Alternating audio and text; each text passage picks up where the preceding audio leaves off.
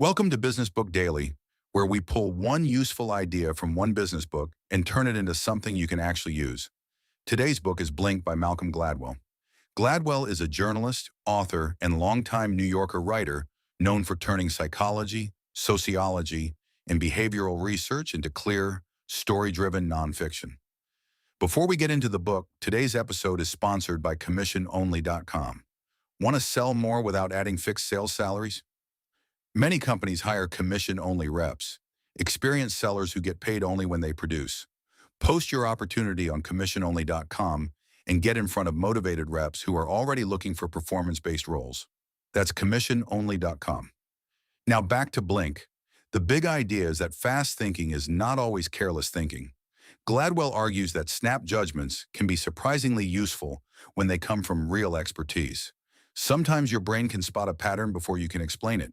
You may notice that a deal feels wrong, a candidate seems unprepared, a customer is confused, or a pitch is missing something important before you've worked through the logic. But there's a catch. Fast judgment can also be badly wrong. It can be shaped by bias, fear, pressure, stress, weak information, or a first impression that feels true because it arrived quickly. That's why Blink matters for business.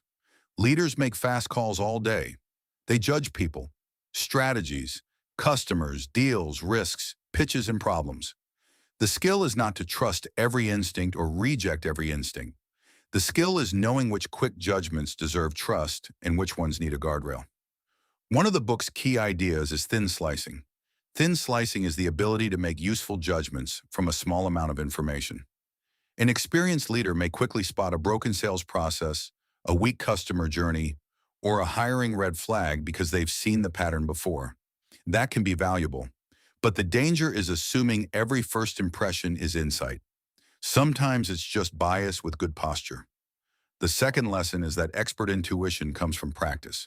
Fast judgment works best when it's built on real experience and clear feedback.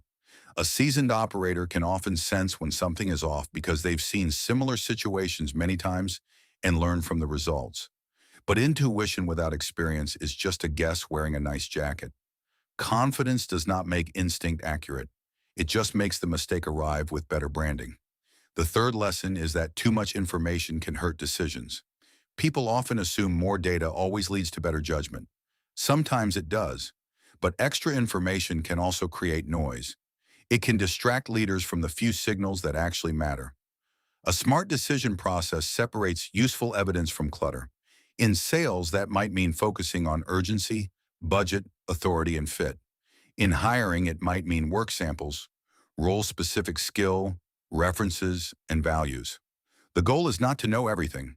The goal is to know what matters. The fourth lesson is that bias can disguise itself as instinct. This is especially important in decisions about people. A snap judgment may feel honest even when it's shaped by hidden bias. That matters in hiring, promotion, customer service, performance reviews, and leadership decisions. If someone feels right, that may mean they're right for the role. It may also mean they remind you of people you already trust. That's why people decisions need structure. The fifth lesson is that stress changes judgment. People make worse decisions when they're rushed, overloaded, afraid, or under pressure. A fast decision made by an expert in calm conditions is not the same as a fast decision made during panic. Good systems protect important decisions from bad conditions. They create room for a pause, a second reviewer, a clear checklist, or a structured process when the stakes are high. So how do you apply this? Start by deciding which decisions can move fast and which ones need structure. Low-risk decisions can often be made quickly, but hiring, firing, major spending, legal issues, safety, and customer-impacting decisions need more guardrails. Next, identify the few signals that matter most for each type of decision. Don't let every detail carry equal weight. Know what actually predicts success, then reduce bias in people's decisions. Use structured interviews, consistent scoring, work tests, and multiple reviewers. Don't rely only on whether someone feels like a fit. Finally, create calmer decision conditions. Avoid making important calls when the team is exhausted, rushed, or reacting emotionally.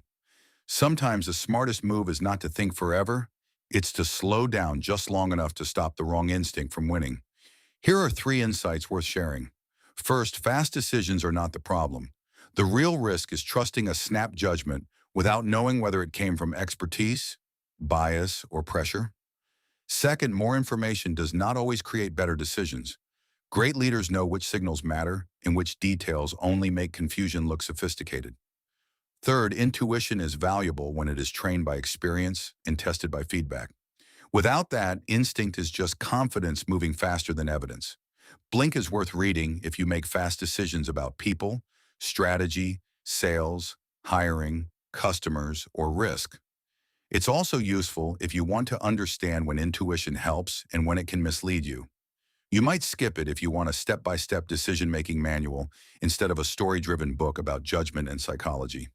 Today's closing sponsor is memoirghostwriting.com.